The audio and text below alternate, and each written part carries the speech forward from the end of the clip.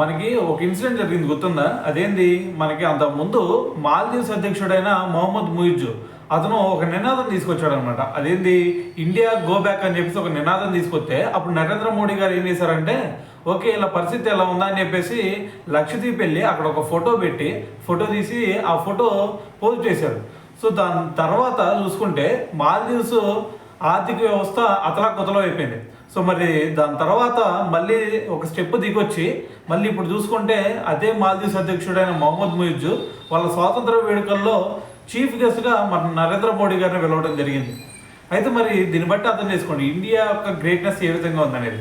అయితే మరి దీంతో పాటు మరి మనకి ఇప్పుడు నరేంద్ర మోడీ గారు ఇన్ని దేశాలు వెళ్తూ ఉన్నారు కదా. సో నిన్న చూసుకుంటే యూకే వెళ్ళారు, ఇప్పుడు చూసుకుంటే మనకి మాల్దీవ్స్ వెళ్తున్నారు. అయితే మరి ఈ మొత్తం ఖర్చు గురించి రీసెంట్గా మనకి పార్లమెంట్లో కూడా మరి సబ్మిట్ చేయడం జరిగింది, ఎంత ఖర్చులు అయింది అనేది.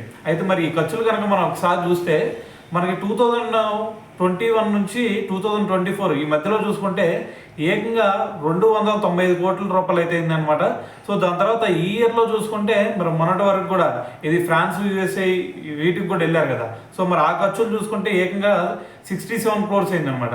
సో దీంతో ఓవరాల్గా చూసుకుంటే మరి ఏకంగా 365 క్రోర్స్ అయితే అవడం జరిగింది.